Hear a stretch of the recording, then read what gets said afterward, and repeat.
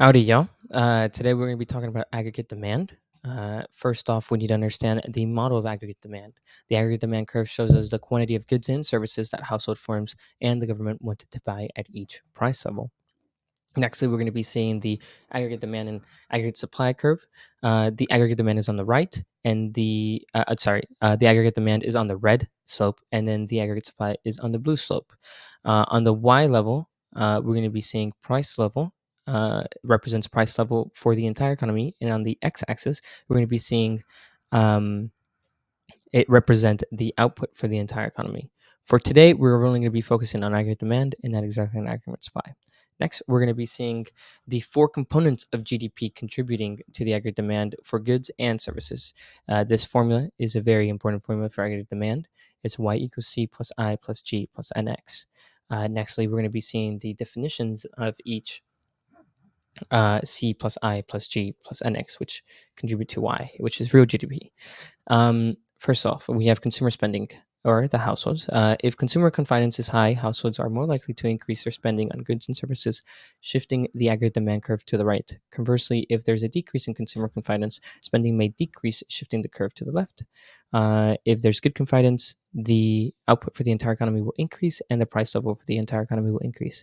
And if there's not, then the price level for the entire economy will decrease and the output of the entire economy will decrease. The investment firms, which is the I, when businesses are optimistic about the future and expect strong economic growth, they may increase their investment in new equipment, technologies, and facilities. This increased investment contributes to a rightward shift in the aggregate demand curve. On the other hand, if firms become pessimistic, investment might decrease, leading to a leftward shift.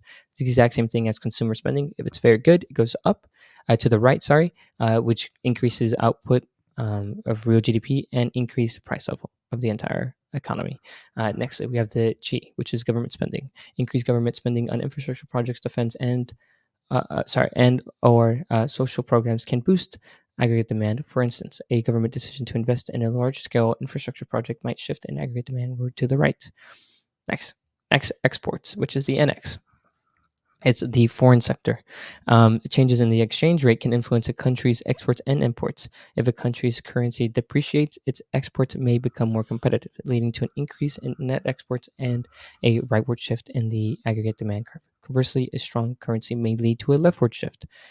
Next, we're going to be seeing some real world examples that have happened in modern times. Firstly, we have a consumer spending surge, which is a rightward shift. After the 2008 financial crisis, the US implemented measures to stimulate the economy. In 2008, the government issued tax rebates to households, aiming to encourage spending.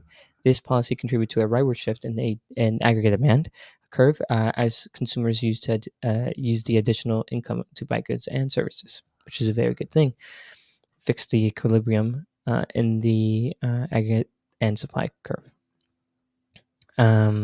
Second, it was the government stimulus in response to COVID-19, which is a rightward shift. Examples in 2020, many governments globally responded to the economic impacts of COVID-19 pandemic with large-scale physical stimulus packages, as happened in the United States. For instance, the CARES Act in the United States provided direct payments to individuals and increased unemployment benefits. This injection of funds aimed to boost consumer spending and support the economy, leading to a rightward shift in the aggregate demand curve. This happened in COVID-19. I think we received $1,400, if I'm not mistaken, for a stimulus package. Anyone older than 18 that is independent. Thirdly, we have business confidence and investment on leftward shift. Example is in response to uncertainties such as geopolitical tensions and changes in regulatory environments, businesses may become more cautious about future economic conditions. This caution can lead to a decrease in business investment, contribute to a leftward shift in aggregate demand curve. Instances of this can be observed during periods of economic uncertainty, impacting industries like manufacturing and construction. This could be affected by war, famine, drought, anything like that can decrease business confidence and investment. Or if it's really good, they might have found some mining ore, which is good for manufacturing, which would also increase confidence and investment. Lastly, we have trade war and tariffs, which is for the NX. Changes in exports leftward shift in this example.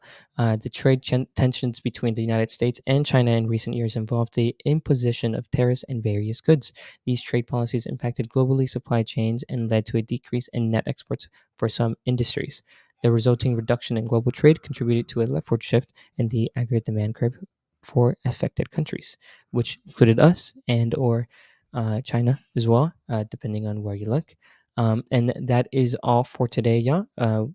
We have looked at real world examples of y equals c plus I plus g and x. We've seen the definitions for consumer investment, government spending, net exports, how that's impacted the four concepts right there, the aggregate supply curve, and lastly, what the model of aggregate demand is.